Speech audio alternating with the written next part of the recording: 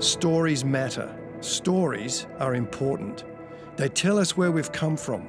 They remind us about what is valuable. They help clarify our future.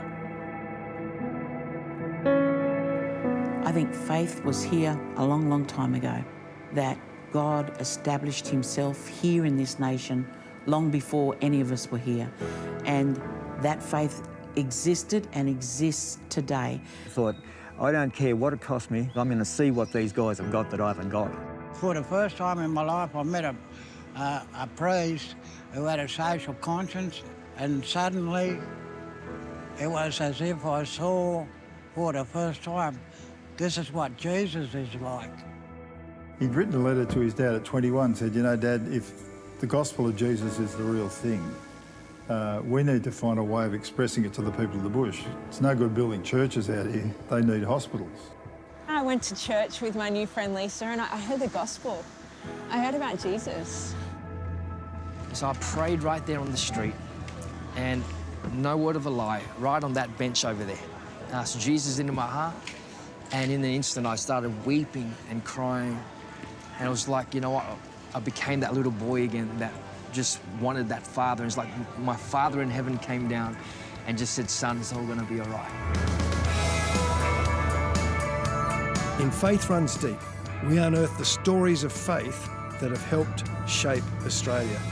Join us as we drive across Australia in an iconic Holden Ute to explore the stories at the heart of our culture and see how the followers of Jesus have influenced Australia.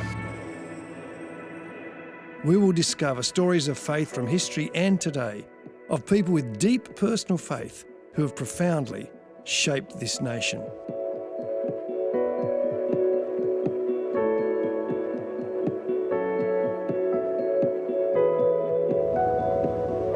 Australia lives off Christian capital to this day. The very first words of our Constitution, you know, humbly trusting in Almighty God, is woven into the very fabric of who we are as a country.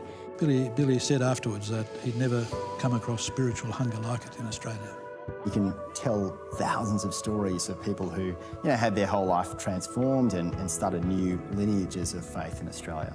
That's the consequence of meeting Jesus, is that you want to do what he did. You want to be his instrument, if you will, for good in the world. I believe when it comes to faith in this nation, there's an opportunity, a great hope that we're not dealing with a group of people who hate Christianity or hate God. We're actually dealing with people who don't understand Christianity, who don't understand who Jesus is and what he's done. For me, I think for faith to run deep in Australia, it starts in families. They changed the lives of dozens and dozens of kids who had no other opportunity, and almost nobody knows. That's a remarkable thing. One day I heard this thump, and there was a tree just by the back fence there, and it just fell over, and it didn't pull a root out of the ground. It had rotted out right underneath. That's something that I don't think we want to see happen to our culture, because the deep roots of Christianity, they're really critical for the health of the nation.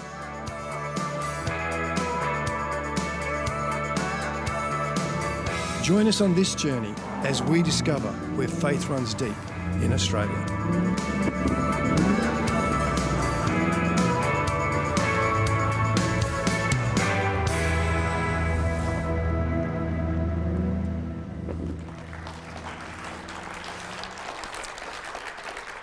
It's great to be here, and I have watched that trailer 1,000 times, and every time I see it, I still love it. For those of you who don't know what that is, we've created a 12-part DVD video series, as you know, called Faith Runs Deep, and that series, 26 minutes per episode. It's available through our websites. If you still have a DVD player, if you can still find one, they have those as well. There's a book, an anthology, there's a study guide, all that you need to help understand that faith runs deep in this nation. This photo happened 2 weekends ago, and that's Faith Runs Deep. That photo didn't stay on for very long. It's there you go. This is my wife and I. She's the sharp-looking girl in the middle. This is our 40th wedding anniversary, and that's our kids. That's our family. I only wanted to show you that just to prove that I've got grandchildren and I'm okay to be here with you.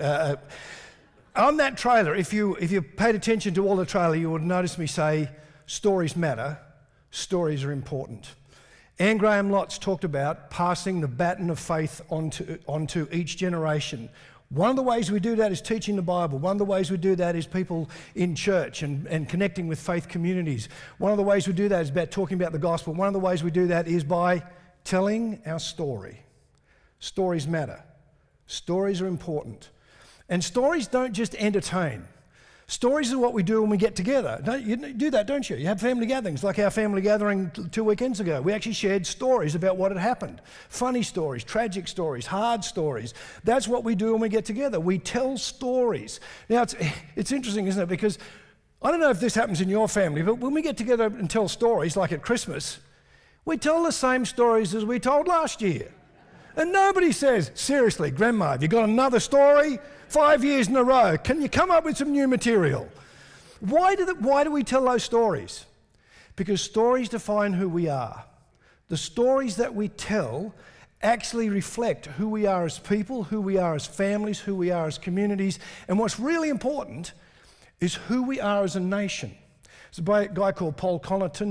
He's passed away now. His work is quoted in this book, which is by Rod Dreher. The book is called Live Not by Lies. And when Rod Dreher wrote the book, the interesting thing is this is the points I'm making is not actually the point of the book. It's almost like a bit of a diversion. But Dreher's actually talking about how we have stories within our communities and why stories matter. And he says this: a culture's memory is a result of its collective sifting of facts to produce a story that society tells itself to remember who it is. Without collective memory, we have no culture, and without a culture, we have no identity. The whole point of our culture is actually built on stories. The stories that we tell, the stories that we repeat, the stories that we sift, and that we actually pass on values and says what's important. Now, the interesting thing is that stories are powerful and important. They're a place that are entertaining, but they actually contain values that we pass on to other people. The question is, what happens when we lose our stories? What's going on and the impact of losing our story? And the interesting thing, the whole motivation for Faith Runs Deep as a series was the fact that I think we're losing the stories of faith that created us as a people. But that's true across the lands. I mean, one of the points that Rod Dreher is making, which is more the point of the book, is if you go to, he tells the story of Poland. So Poland in the Second World War was overcome by the Nazis as they moved east. Then later, interestingly, was overcome by the Soviet Union as they moved back to the west. They moved west. Now here's Poland as a nation, and I'm just taking Rod Dreher's word for it. I'm not a student, that close a student of history of the Second World War. Rod Dreher says this: what the Nazis wanted to do was not just militarily or politically dominate Poland. They wanted to take away what it meant to be Polish. And how did they do that? They tried to take away their faith and their stories. And the interesting thing is, as we lose our stories, we kind of lose who we are as a people. Now, what you see around the world is that there's a few different ways of losing stories. One is that the stories is completely expunged, and that's what that Dreher was saying that the Nazis were trying to do in Poland. Another way of dealing with the story being lost is actually when you change the story. Now, you probably wouldn't have followed this particular news item, and it was actually from 2019. And the New York Times actually had an article by Hannah Nicole Jones, and it was more than an article, and it was called the 1619 Project. Anybody heard the 1619 Project? Little bit of we should have a prize, Ian. This guy here is the one who delivers the prize. I got nothing, but you're going to feel good about yourself that you knew the 1619 Project. The interesting thing about the 1619 Project is it was an attempt to change the American story. If I said to you, what's the American story? Well, it's the Mayflower, left England, 1620, the people from actually the Netherlands as well, and people from England who were fleeing what? Religious persecution. And what did they want? Religious freedom. So freedom, religious freedom, and liberty were key parts of the culture, the story of who Americans were. Well, there's a movement in America that wants America to be known or seen as systemically racist. So Nicole Hannah-Jones wrote a 100-page article that was in the New York Times. It was then created into a book. It was a Pulitzer Prize-winning book. Then it was used, at the last I had read, and actually Drea refers to this as well, 4,500 schools at the time, this was 2 years ago, was teaching the 1619 Project. The 1619 Project is this. What was the settling of America? Well, it wasn't necessarily the Mayflower, although clearly the Mayflower turned up. It was the Portuguese trader was heading up the east coast of America and sold slaves in Virginia, black slaves in Virginia, and 20 to 30 were sold, and that is the founding of America, and that's why it's systemically racist. Nicole Hannah, she then went on to, in the book itself, makes a whole bunch of claims which I won't bore you with. But the interesting thing about the claims is that no historian believes these claims. Not about the slaves being sold, but a bunch of other claims that she makes. And historians look at that and go, that's simply not true. Like, I'll give you one, that America fought the War of Independence with England so they could keep slaves. Nobody believes that. That's not anywhere. So why would anyone believe it? Because they're looking for a new story to prove a different set of values. So the interesting thing is, let me ask you this question. And I'm giving it, by the way, I'm going to run late. I'm going to run late, just so I let you know that. The session before me was late. I'm taking the ability to go late. I'm just in case Ian rushes up to tackle me, I'll go late. What stories are they telling about the Australian church in the last 20 years? And what does that tell you about the story of who we are as a nation? And that plays into a narrative which goes like this. Australia was settled as a secular nation from the beginning. It was godless and secular at the beginning because essentially they took the criminal class of England, they stuck them on boats and they shipped them to Australia. And right in the beginning there was a particular guy writing a diary in Australia, and just in the first few months of the European settlement in Australia, wrote down that this place is hell on earth. That's what he wrote about what it was like then. And from then to now there's almost just a smooth trajectory of a secular, godless nation that the church is on the outside of, and this would be a great nation if it wasn't for Christians messing it up. That's a kind of narrative that's being created because it's telling a jaundiced story. So you can expunge the story, you can change the story, you can tell a jaundiced story. And that's how we lose the mess, that we lose our story, and that means it has a deep impact. Just in case you're thinking, well, this is clearly a modern phenomena, Karl, of just the last couple of 100 years. There's a little story in Judges chapter 2. You all know this, but let me remind you that, the people of Israel were in Egypt. They were enslaved, as it were, eventually, and then Moses was raised up, led the people out of Egypt, through the Red Sea, into the wilderness. They're about to go to the Promised Land. They were all faint of heart and lacked faith. God said, well, you can wait in the wilderness for another 40 years. Only 2 people went in that were there at that time, as you know, Joshua and Caleb. And after 40 years, Moses retires. I know it's more complicated, but let's leave it at that.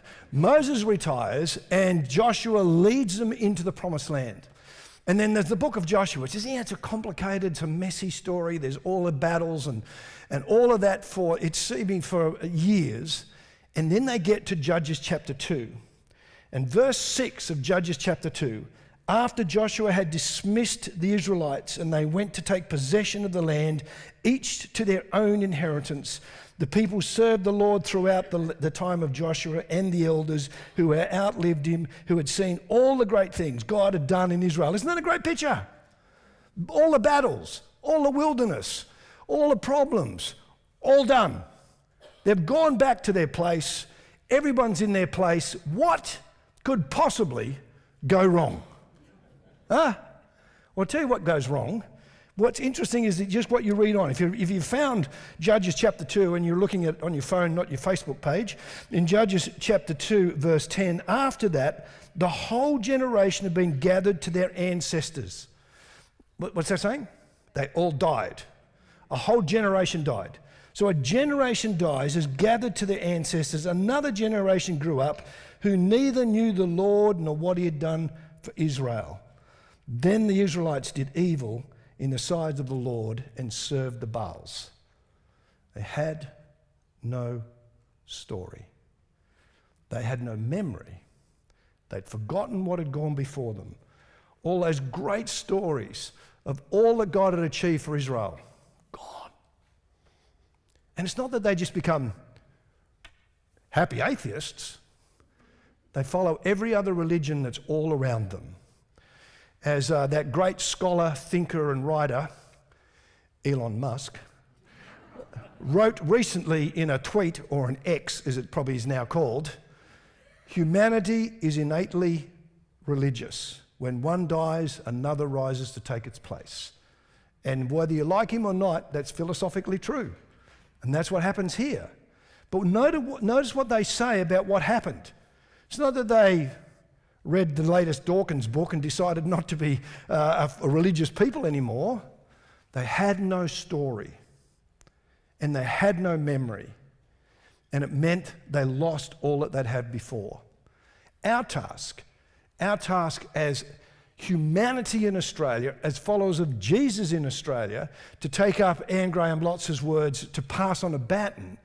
You can start to think about this as a complicated discipleship question, and how do we do that, and what's the best course, and all that sort of stuff. In the end, the simplest way of talking about it is remember and tell our stories.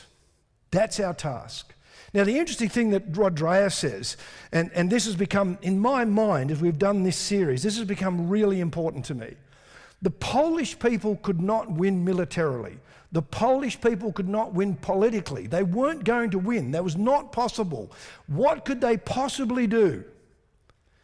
Create fortresses of memory. Isn't that a great phrase? Create fortresses of memory.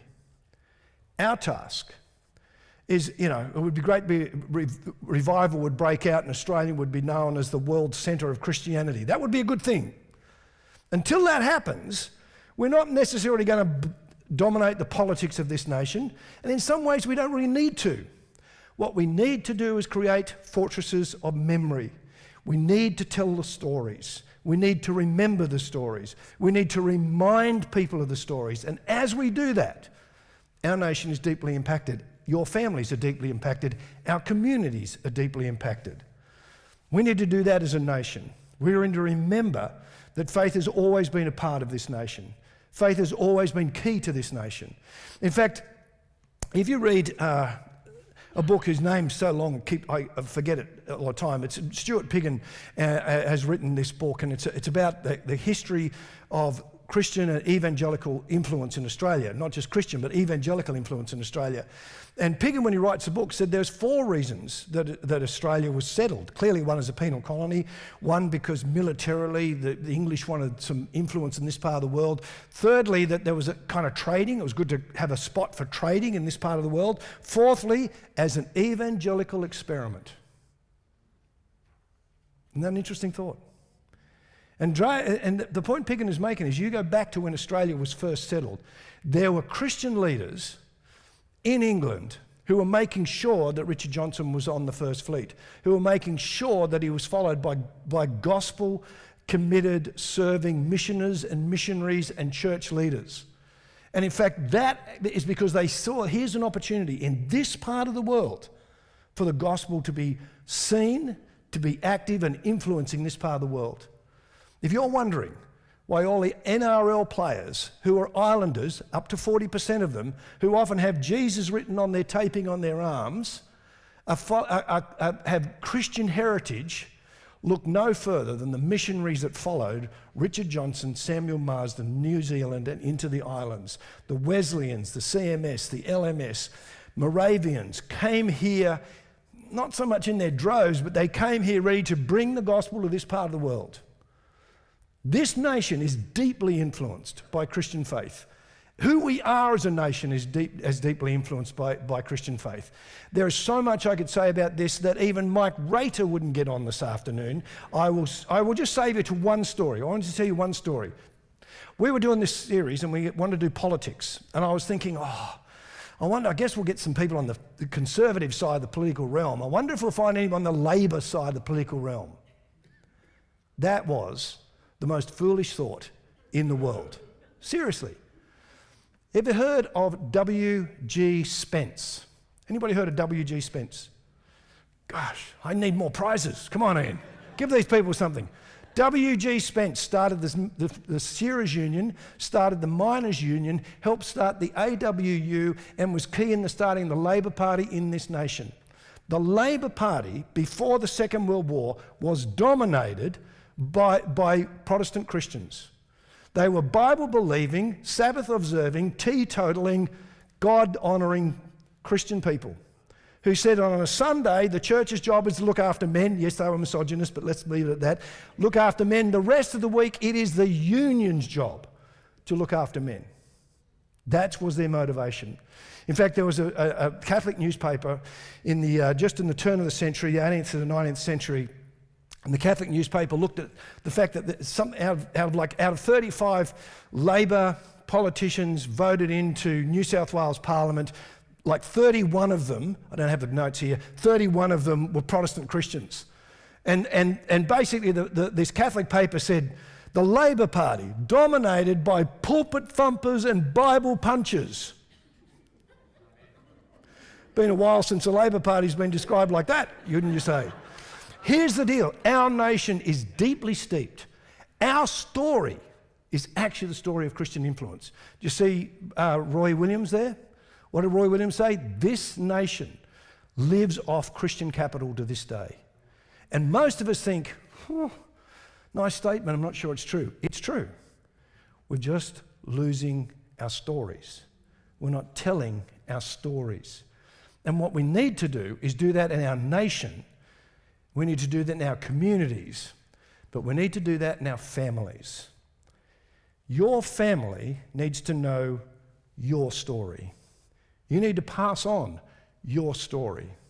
I was speaking in Brisbane 2 weeks ago. I was talking a bit about story at that case, and in the evening service, a dad came up to me, a dad who had kids in their early 20s, I think, because of the way this story unfolds. The dad came to chat to me, and as I'm talking to the dad, Peter Sweetman, great guy. He'd been the pastor of this church for years, just passed it over to Nathan, a young guy. But Peter and I are talking to this dad. So Peter's known this dad, because Peter's been in this church like for 20, 25 years, because he started the church, and the dad's telling me his story. He said, Karl, I feel like I probably need to write my story down. He said, because I was an alcoholic. I was a hopeless alcoholic. And I went to AA. And as a part of AA and a power greater than myself, I started going to church. And then I got my wife to come to church, and my kids, when they were really young, started to come to church. And we've been coming ever since. They've all come to faith, and I don't know that they really know my story. And Peter Sweetman, who's standing next to me, the pastor, said, I'll say, I remember when your son was being baptised. Now, you know what baptism is, don't you? It's the bit the Bible talks about. Moving on. He's being baptised, and he's in the pool telling his story. And Peter said, I'll say, when your son gets up to tell his baptismal story, he stands up and says, I grew up in a Christian family. Isn't that interesting? Which is half true. And this dad said to me, I probably need to write my story down. My dad, who died 2 years ago, wrote his story down. You know what? It is the worst written story you'll ever read. Grammar mistakes all over it, terrible spelling, even worse than mine, if that's possible. Like, just badly written. You know what? Who cares? It's his story. And when I'm often asked, so how did you become, and this was in Eternity magazine after my dad's funeral, because John Sandeman asked me to write an article on it. When I'm often asked, so Karl, how did you become a Christian? I'll say, let me tell you about my dad. Came to Australia as a German immigrant, followed his sister, left Germany. His dad he basically didn't know his dad at all. Was sponsored out by a farmer in Tambar Springs. Tambar Springs is just near Gunnedah in we need more prizes, come on. Tambar Springs. And He turns up there, marries my mum. My mum grew up an Anglican in Tinga. Anybody heard Tinga? Tinga in Inverell, more prizes. And they sort of started, my mum was a tender, and so they started going to the Anglican church, and my dad sort of just turned up, no faith background, no religious background, just would come to church every now and then. A new minister comes to Tambar Springs, St. Mark's, Tambar Springs, and the new minister's name is Darrell Robinson. He'd just come out of Moore College, and he took up the role in Tambar Springs. He was the first evangelical minister ever to go to Tambar Springs. His wife was influenced by the 1959 Billy Graham crusade, and he thought, I'm going to do a crusade. I'm going to do a mission. First time it had ever happened in Tambar Springs Church. He gets there, and he gets two preachers to turn up, John Turner and John Chapman. And everybody in town turned up, quote unquote, to see these two city slicker preachers. And John Turner's speaking, and my dad goes to chat to him, and John Turner, they chat for a while, and John Turner says, would you like me to pray with you? Now, Dad wasn't actually completely sure what prayer was, but he said, sure. So John Turner prays for my dad. My dad drives back to the farm, and this is what he wrote, badly, with terrible grammar and English, in his little book. Everything was different. The world was different. I went to work the other day, next day. I walked back to the house where they lived on the farm, and the boys came to meet me. That's my brother and I. And from that moment on, he followed Jesus. From that moment on, he started to study it more. One stage, he thought he might be an Anglican minister. Praise God, they talked him out of it. Seriously, not bad to be an Anglican minister, but he would have killed a church. A great guy, but that wasn't his skill base. He decided that the bishop of the Anglican diocese asked him to run I don't think you should go and run a church hands, but we've got a children's home. Will you run that? And so when I was 8, we moved into a children's home. And my parents had a revolving door of 18 kids that they looked after for the next 10 to 12 years. That's a story of faith. In that photo, there was 3 of my grandsons. The 3 of my grandsons and my daughter Ainsley and her husband Jamie, right now they're in Fiji. You know why they're in Fiji? Because Jamie's dad grew up in Fiji, English. Started CSR, I think, in Fiji. And there's deep history in Fiji, and he wants them to know that history. So what is Mark Freeman doing this week? He's telling his story. When we talk about passing on faith and passing on the baton, yes, do the theology, yes, teach the Bible, yes, encourage people to make choices of faith, but don't lose your story. Create a fortress of memory in your family, in your community, and in our nation. Because it's in that moment where we create a fortress of memory, we pass on faith. We influence the next generation. I'm not a perfect parent or grandparent. I just married well. But I can tell a good story. And I can pass on faith through those stories. Stories make a difference. They're not just light entertainment. They're actually how we pass on values and we communicate what's important. Write your story. You don't have to publish a schmick book. Just write it down. Pass it on to your family. And let's not lose the story of faith that's deeply impacted our nation. Thanks, guys. Appreciate it. Thank you.